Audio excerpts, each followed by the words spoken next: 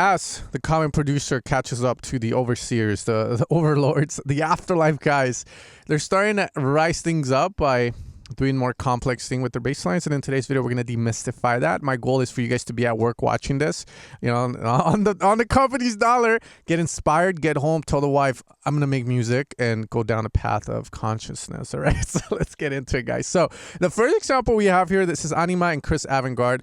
And they've decided to spice things up a bit by using a couple of new tricks up the sleeve. So as you guys know, the first thing that you learn music theory wise when you become a music producer is how to make the basic triad chord. But it's honestly one of the most useful things. It always comes back to the basics in music, especially once it starts getting more complex. When you have the triad chord, we're going to hit Alt. We can start moving stuff around. We have the G, the B, and then the D, right? One thing I teach tech house guys whenever they're writing bass progressions and stuff, or just bass in general, is that if you want to sound good at all times, you can go to these notes and you'll always sound good as long as you have a good groove. A lot of times I teach people interpolation where they grab the rhythm of someone's track and then they put their own notes to it. You can do the exact same thing, but the reason I bring this up is because we need to understand this. When you have when you have a track that is very tech, that means that it's on one note on the rolling bass. Instead of having that, you can make it more interesting by going to notes that have a strong harmonic relationship to that root note. From there, what they've decided to do is use the octave jumps from trance in combination with the harmonic thing we talked about in order to make a bass line that repeats, that is more complex and pleasant to the ear. Of course, you want the sound to also be there. So from there, we're going to go up an octave by shift up.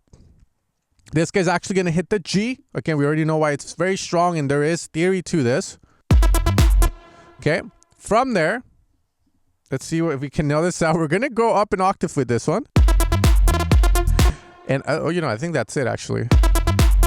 Yeah, that's it. So pretty much what they've done is instead of doing the basic thing that most producers are now doing that are trying to sound like them, which is E up an octave, E like this, they've taken it up a notch by using harmony and going to the G. And that gives us like this weird, like kind of Ramin Dewaldi and Westworld, you know, that vibe. It sounds dope. But, you know, we know this and you can't do this because they already did it. So what do? Well, you can change the key. But no, the other thing that you can do is that, again, you understand now the theory.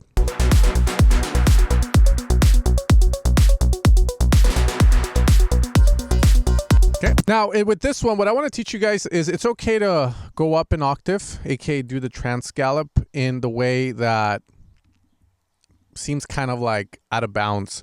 Usually, you're going to be doing this with a key that's lower than A and G, because if you do this with other keys, like it starts to fight with the synths.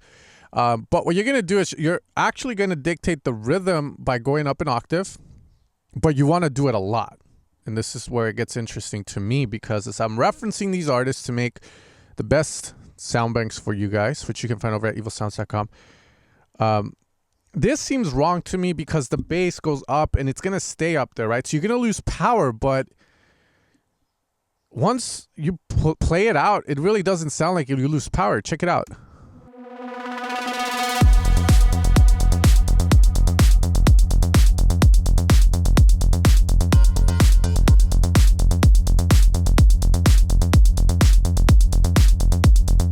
Look at that. For your bass lines is that you can actually be high up. The other thing I see a lot is that, check this out. We're going to grab all of this, shift down, down. Now we're going to hold Command A, shift up, and look at this. Look at that, bro.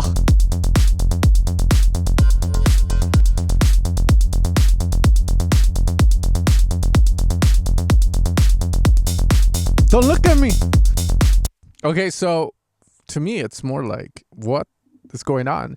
But it works, right? So that's going up an octave with the bass lines, okay? So from here, there's only one more bass pattern that I can actually talk about. So we're going to use this project as well in order to talk about this. And that is the execution of a triplet grid. Now with triplets, you really want to be careful because when you go triplet, you can't really go back with the rhythms. Everything has to be in triplet of sorts, or at least have a relationship with it. So again, we're just going to go 16ths. We're going to hit the F and go across. Sounds like John Wick. And I promise you, Melodic Techno does this. You know, we're trying to get more different. You know, we're trying to get a new sonic, something different, because everyone's again, making melodic techno, they're all sounding good. So this is another pattern.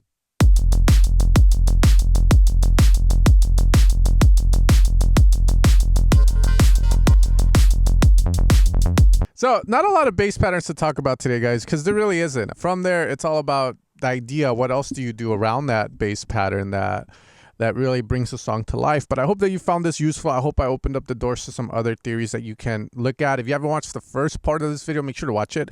Other than that, you guys have a great rest of your day. If you liked all of the sounds in this video, be sure to go over to evilsounds.com. You can find all of my sound design work. With that being said, you guys take care and you guys have a great rest of your day.